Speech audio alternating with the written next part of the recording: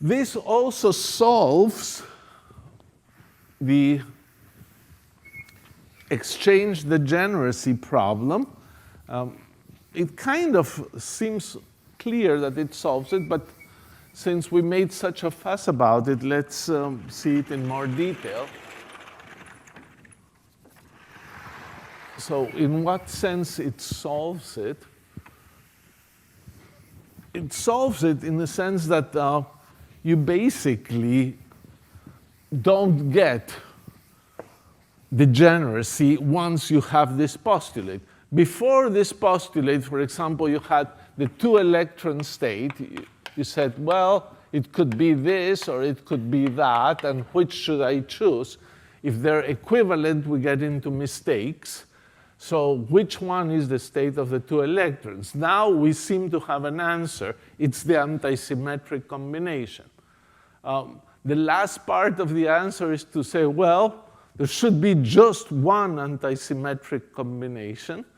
And when you have two particles, it's kind of obvious. But if you have more, you can think a little, and you will conclude that it's kind of obvious as well. But let's just check it. So this would be comment number 5, which is solving the exchange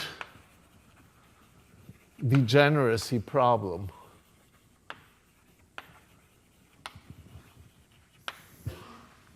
So this is the way we solve this problem. We discuss it. Suppose we have a state U that belongs to V tensor N. Now, I should be a little tongue-tied when I say this thing, a state U belonging to this, because this is not a physical state. We already declared that arbitrary states in Vn are not physical states. So what should I call this? Maybe a mathematical state or a state, and then the others call them physical states. Okay, you get the point. Assume you have this U that belongs here. Then you can define Vu, a vector space associated with U, which is the span. All you get by applying permutations, the span of P alpha U for all P alpha in the permutation group Sn. You see, that was the idea of the degeneracy, exchange degeneracy. You got one state, and you produce all these other ones by permutation, and then you don't know which one to use. So we're going back to that situation. You have one state, you produce all you can by perturbations, and now you got a big vector space. And which one to use? Well, you know that you should use these states that are totally symmetric or antisymmetric. But let's first just get the idea clear of what we have here. Notice that depending on U, which U you choose, this vector space may be one-dimensional, two-dimensional, three-dimensional, very large dimension. Could be of arbitrarily high dimension, up to n factorial. So let's take an example. Suppose U is the state A, B. The tensor probably is n equals 3, and you choose this. Well, if you apply permutation operators, you can also get the state B, A. You flip the first and the third. Or you can get A, BA. And that's it. So in this case, you get 3 states in VU, for example. And here is the claim.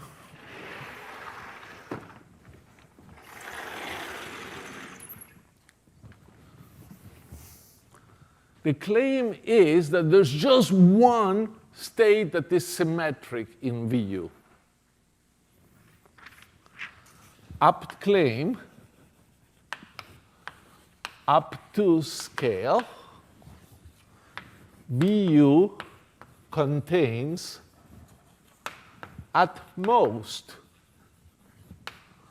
a single ket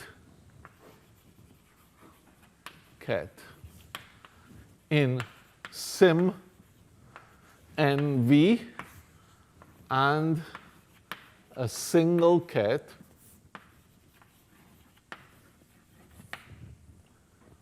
in anti-NV.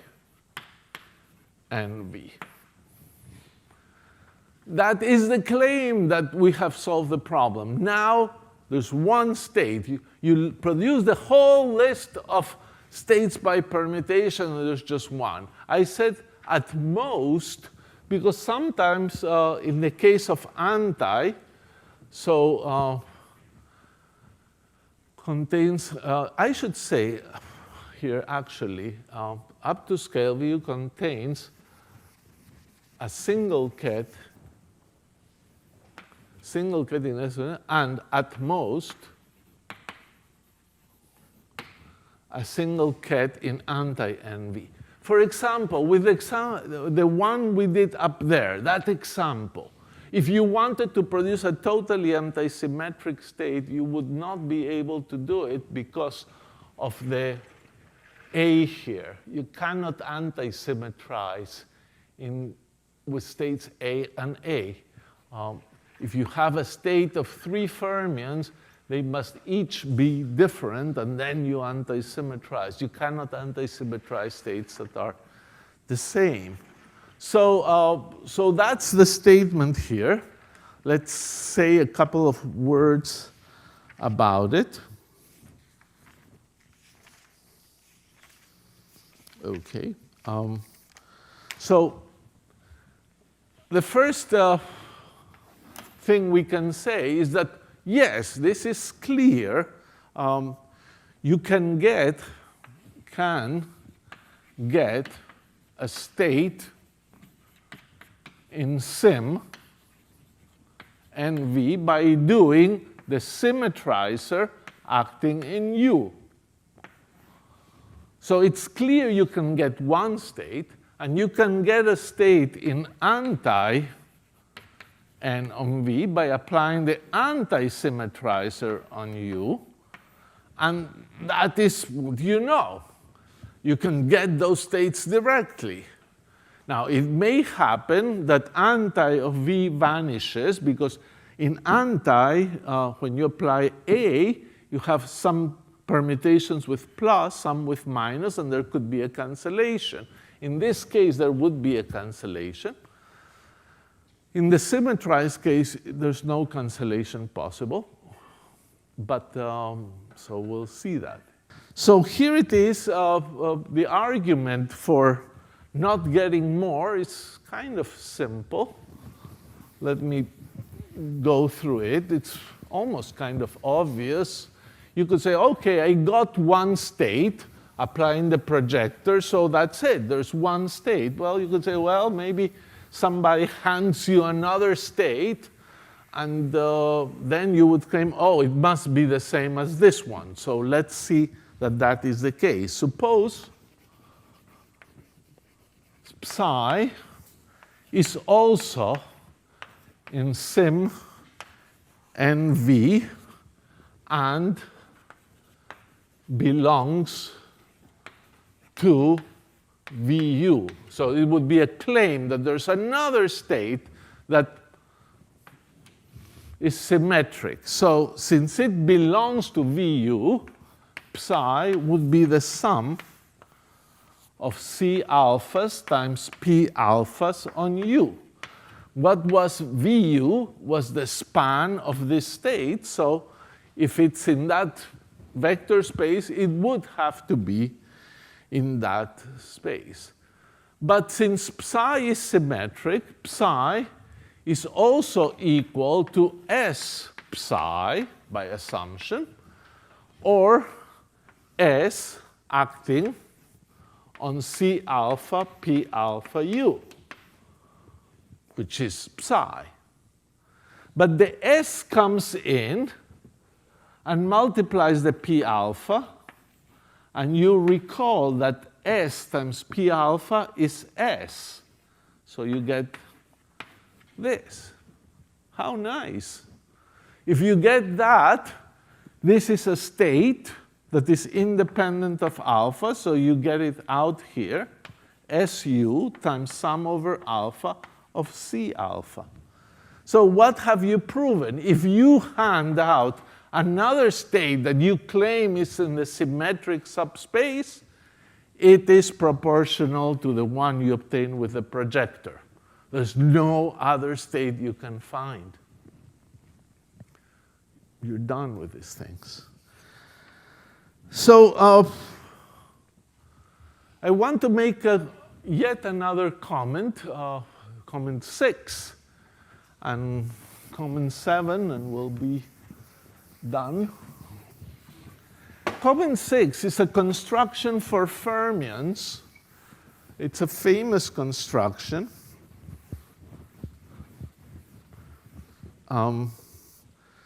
6 for fermions.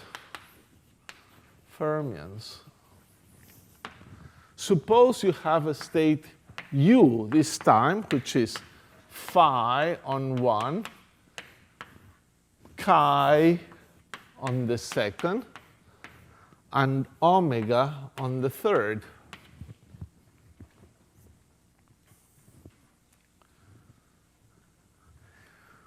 This time,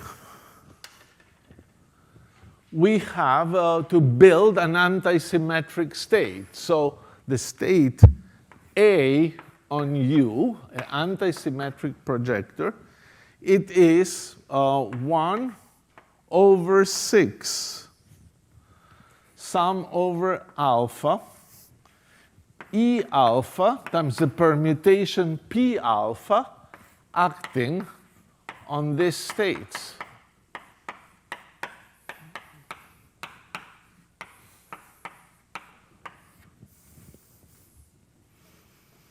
So this will be a sum of 6 terms in which these states are scrambled, sometimes with pluses and sometimes with minuses. There's a nice construction in mathematics that does that. Moreover, you find that if you have 2 states that are the same, if phi would be equal to chi, you cannot antisymmetrize here. You will get 0. This is kind of like a statement that 2 columns of a matrix have 0 determinant if they're proportional to each other.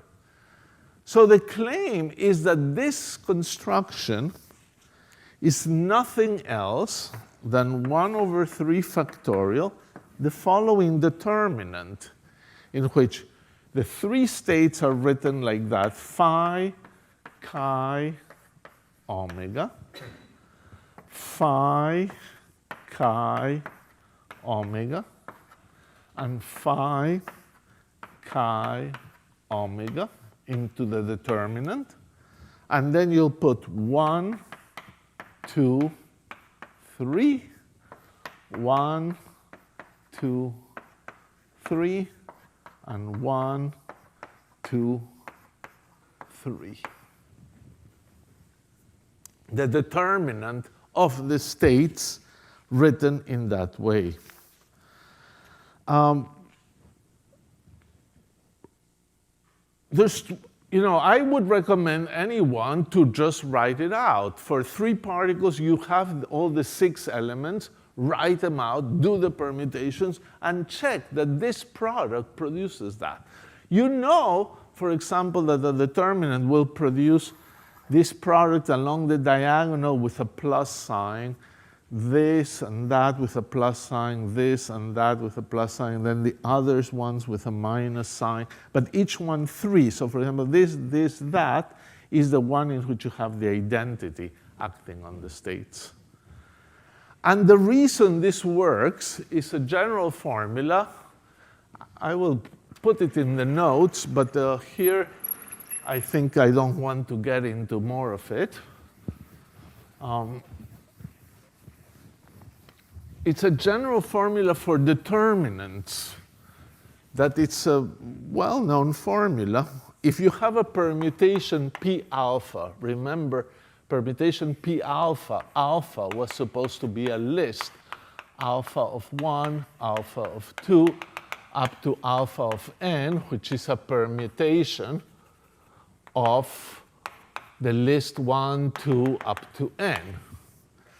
So if you have a matrix, the determinant of a matrix B, of any matrix, can be written as the sum over permutations of the sign of the permutation times essentially the permutation acting on the elements of the matrix. That is, B of alpha 1, 1, B of alpha 2, 2, up to B of alpha n, n.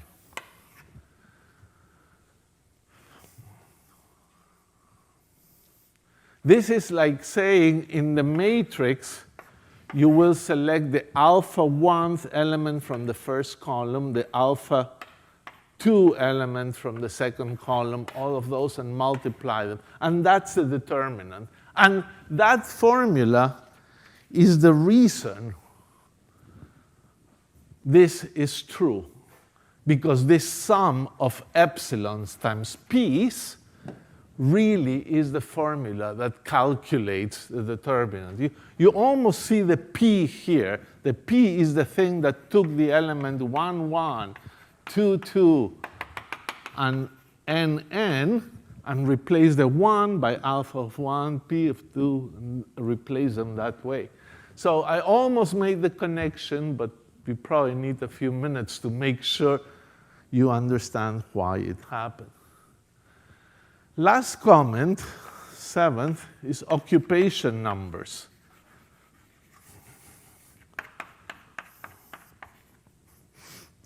If we're trying to describe states in V tensor n, and suppose you have a state with n particles, and that is V tensor n.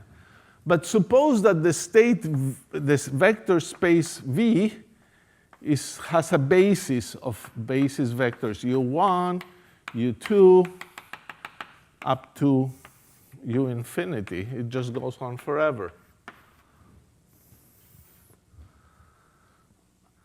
Then,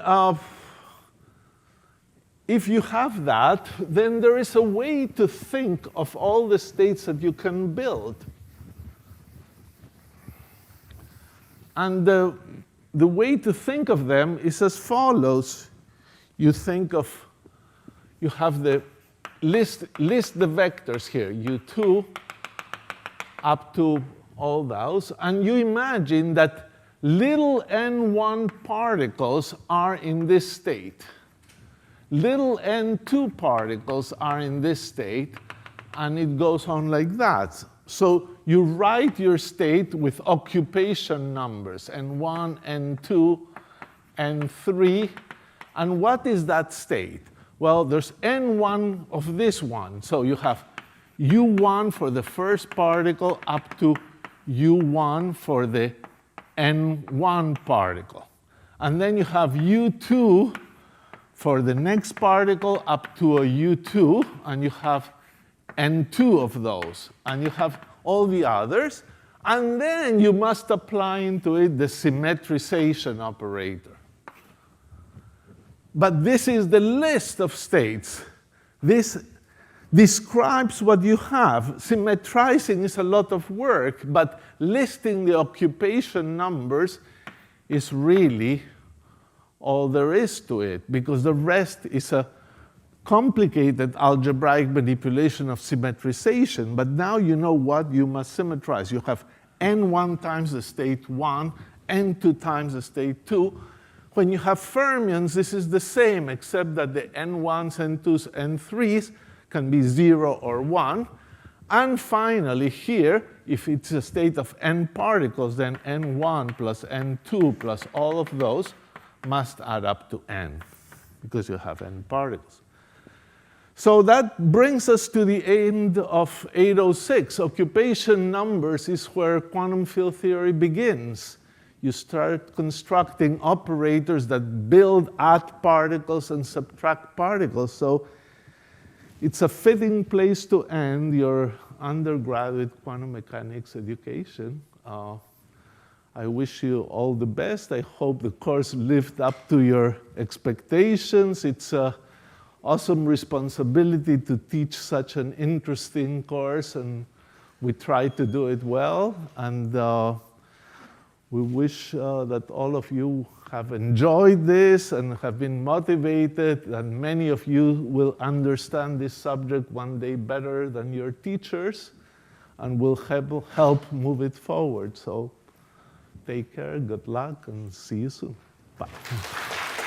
Thank you.